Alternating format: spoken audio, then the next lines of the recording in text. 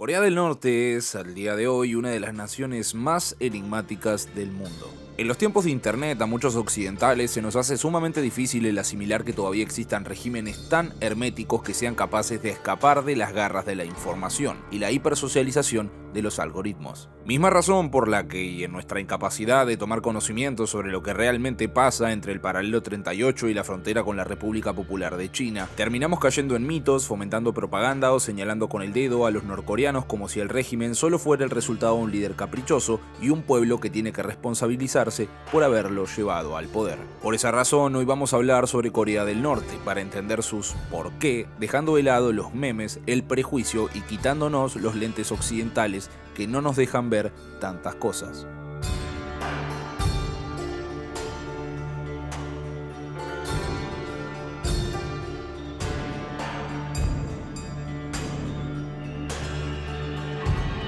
En este video nos va a estar acompañando Juan de Mapa Político, un canal que les recomiendo mucho, donde todas las semanas podrán encontrar nuevas actualizaciones sobre la política internacional y también videoanálisis para saber dónde estamos parados ante un mundo que cada vez es más agitado. Les dejo el link en la descripción y al final del video.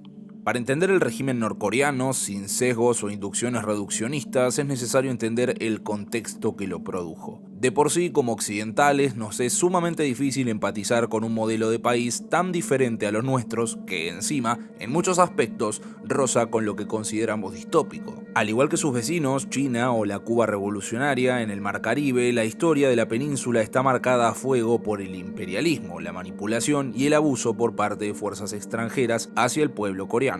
Para conocer esa parte más a fondo, les recomiendo ir a ver esta colaboración que hicimos junto al Mapa de Sebas en su canal, donde además de contarte la historia de Corea del Sur, hacemos un repaso por todos estos sucesos que componen la historia de la península hasta la división que hoy todos conocemos. Según el geopolítico español Pedro Baños, en su libro Así se domina el mundo, los medios internacionales únicamente muestran al pueblo norcoreano como un pueblo sumiso y sin capacidad de razonamiento individual, el cual únicamente sigue al líder de turno desde su creación, sea Kim Il-sung, Kim Jong-il o Kim Jong-un, quienes se presume llevaron a cabo un lavado de cerebros al conjunto de su población. Este perjuicio no es nuevo, ya ocurrió en el pasado con otros regímenes herméticos como el de la URSS, donde en muchas ocasiones eran retratados por la propaganda occidental como una sociedad propia de una distopía orwelliana, cuando en realidad eran personas tan comunes como el ciudadano medio estadounidense. Y por esta misma razón, el autor de este libro aborda la problemática desde otra postura, ya que, según él, para entender las motivaciones tras la población más homogénea del mundo, no hay que señalar al régimen autoritario que hoy los gobierna, sino que nos invita a mirar más de un siglo en el pasado. Durante el siglo XIX, Corea era un reino cerrado al mundo con nulas intenciones de estrechar lazos con Occidente. De hecho, su único socio comercial era China, con quien compartía este hermetismo y los traumas derivados de las agresiones extranjeras.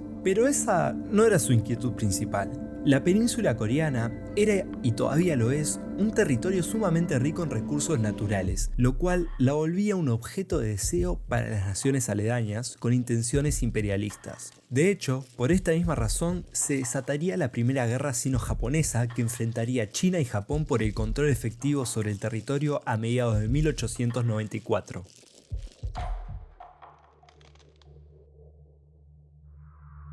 Si bien este conflicto entre chinos y japoneses dejaría una cicatriz significativa en el pueblo coreano, el primer episodio que podemos catalogar como la primera chispa de este recelo hacia el extranjero tan característico del norcoreano ocurriría durante la primera década del siglo XX. Japón, y luego de la restauración Meiji, que provocó un cambio radical en la estructura política y social a lo largo y ancho de todo el territorio, se había vuelto en la primera potencia industrial no europea o norteamericana de la historia contemporánea, lo que rápidamente los empujó a tener que enfrentar su realidad. Japón, a pesar de tener una superficie similar a las potencias de Europa, no deja de ser una isla con escasos recursos naturales, y por aquellos tiempos el expandirse hacia otros territorios era el paso lógico, si se pretendía seguir alimentando a la máquina. Y fue así como el 22 de agosto de 1910 Corea dejaría de ser un protectorado japonés para pasar a ser oficialmente anexionada por Japón, y el pueblo coreano estaba fuera de los planes de crecimiento económico. El gobierno japonés, apenas después de ocupar definitivamente el territorio, les ofreció a los japoneses de forma gratuita tierras coreanas para que estos las explotaran y produjeran recursos y alimentos para la isla, todo mientras que el pueblo coreano se moría de hambre.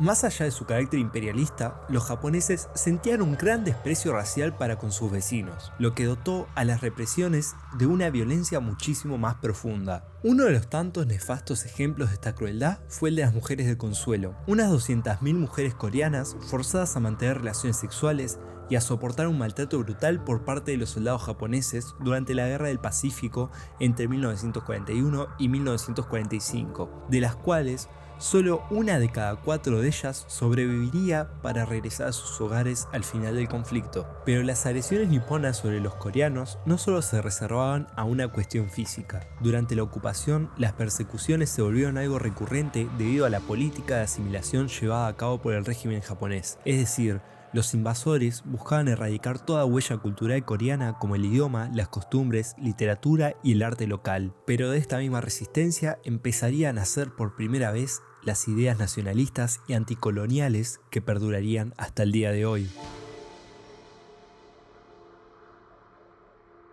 De la Segunda Guerra Mundial ya hemos hablado mucho en este canal, y el final de Japón es historia conocida. Cuando la luz empezaba a asomar al final del conflicto, los japoneses tuvieron que enfrentar con lo que probablemente sean las peores represalias contra el bando del eje. No solo el archipiélago casi por completo habría sido reducido a cenizas, sino que también sufrieron los únicos 2 ataques nucleares de la historia. Y lo más importante, fueron ocupados por Estados Unidos durante varios años, quienes desarticularon completamente su viejo orden político, económico y militar. Lo que no solo los ataría de pies y manos, sino que también transmitiría tranquilidad a sus vecinos debido a que, teóricamente, ya no tendrían que lidiar con los peligros del expansionismo japonés, quienes, debilitados, debieron retroceder abandonando el territorio continental y contenerse dentro del archipiélago. Pero Corea no tendría paz, casi inmediatamente volvería a ser sometida por las injerencias extranjeras, esta vez por parte de las fuerzas aliadas triunfantes, quienes comenzaban a configurar el nuevo orden mundial. De la misma forma en como pasó con Alemania, Estados Unidos y la Unión de Repúblicas Socialistas Soviéticas acordaron dividir la península coreana en 2 partes,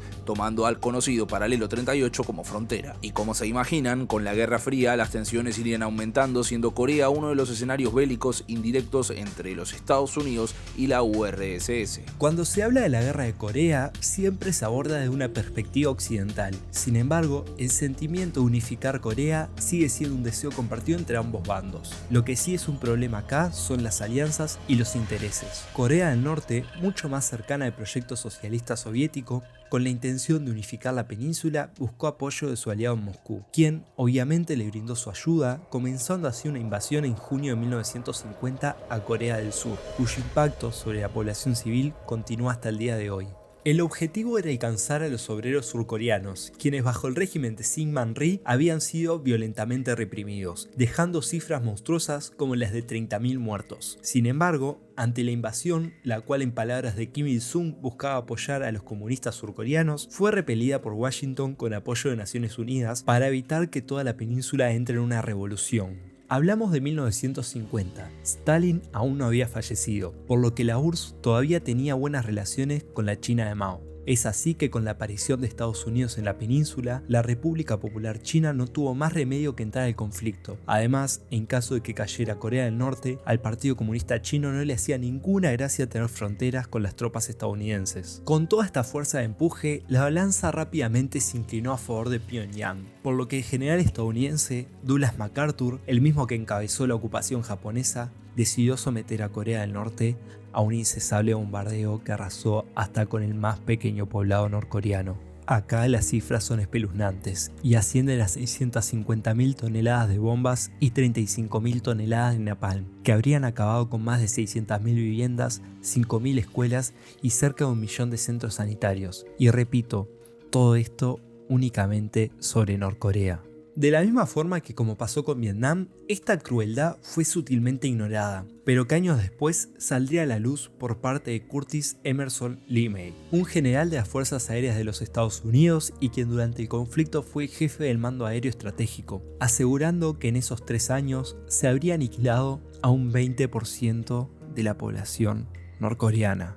Luego de varias idas y venidas durante 3 años de conflicto, el 27 de julio de 1953 se firmaría un armisticio restableciendo nuevamente las fronteras en el paralelo 38. A diferencia de Corea del Sur, el papel de las tropas norcoreanas tuvo un rol protagónico, siendo que por parte de los vecinos prácticamente fue Estados Unidos quienes hicieron frente al conflicto. Es por esto que el pueblo norcoreano vio en Kim Il-sung, el comandante supremo del ejército, un héroe que hizo frente y no sucumbió ante el poderoso imperio americano, impidiendo que éste conquistara su país, imagen que sería heredada por su hijo y su nieto. Al día de hoy, el pueblo norcoreano se ve a sí mismo como un pueblo determinado a seguir libres de injerencias extranjeras, lo cual es lógico si consideramos que, a lo largo de la historia, el extranjero siempre ocupó el lugar de tirano y los coreanos quienes recibieron los abusos. Es por esto que el pueblo apoya al régimen y sus incansables demostraciones de liderazgo y poderío armamentístico, permanecer firmes y armados para seguir siendo libres. Creo que hay motivos más que suficientes por parte de Corea del Norte para mantenerse apartada de Occidente.